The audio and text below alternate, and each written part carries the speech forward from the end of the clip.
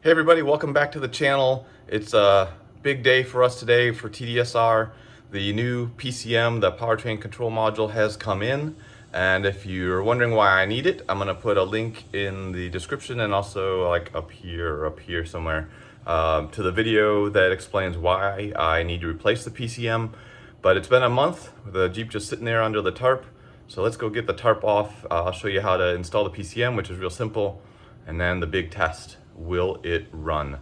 Before we jump into it, if you want to help support the channel, I'd really appreciate it. We're coming up on 150 subscribers, which is great, but I'd appreciate any support you want to give. Just a thumbs up, liking the video if you like it, subscribe, or the end all be all, hit that notification button.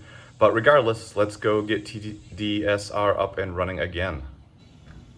Before we go throw it in the Jeep, just to show you, this is the old PCM, had also been remanufactured, and I caused it to leak its brains out and be totally dead. And then it's also split back here on the case, so it's totally non-usable. This is the new one to me. It's actually remanufactured as well and then VIN programmed. I'll put a link in the description of where I got it from. This will be the third computer that I've replaced in one of my vehicles in just the last few months. Hopefully this one is just as successful as the others. But let's go get started. So mine's already out, so I'm going to be installing it. Removal is just the opposite of installation. We're dealing with the computer, so you want to make sure that your negative battery terminal is disconnected so there's no power flowing. There's three big connectors, black, white, and gray, that you need to disconnect. It's pretty simple, just a tab that you push down and you pull out. And then it's held in place with three screws that use a 5/16 socket to remove.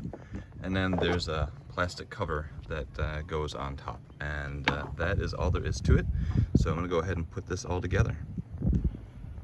For those of you that watched my previous video on why I had to replace the PCM, I'm just double checking and make sure that there's no fuse in the horn circuit, and I taped over it just to make sure that some future dumb me doesn't try to put a fuse in there and cause this problem all over again.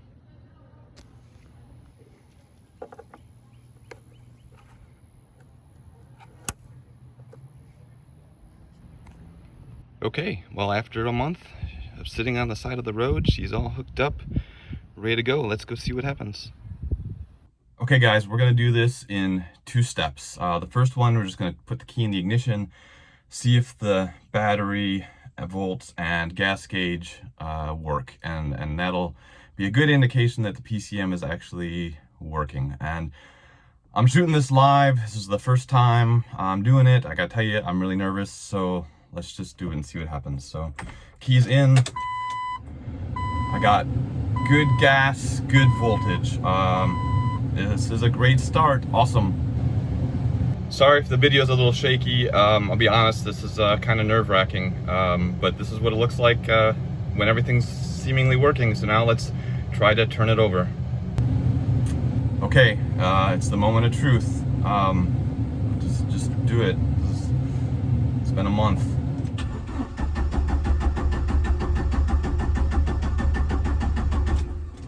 And it's not working.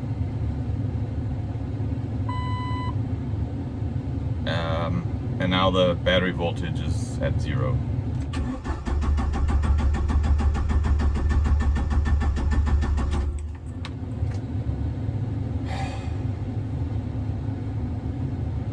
Oh, crap. Maybe I'll try jump starting it and see if it's a battery issue, because it's been sitting on the road for a month.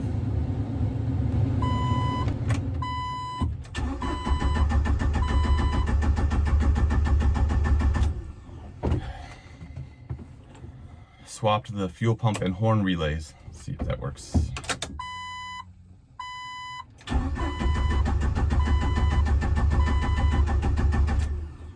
Nope.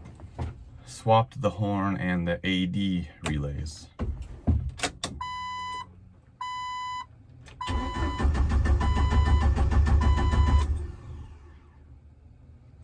Nope. Good volts on the battery.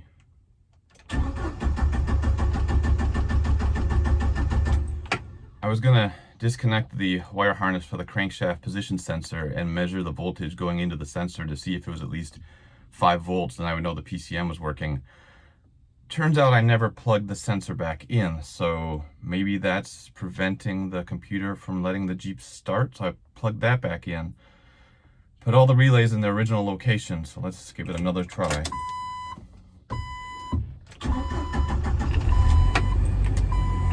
And it runs.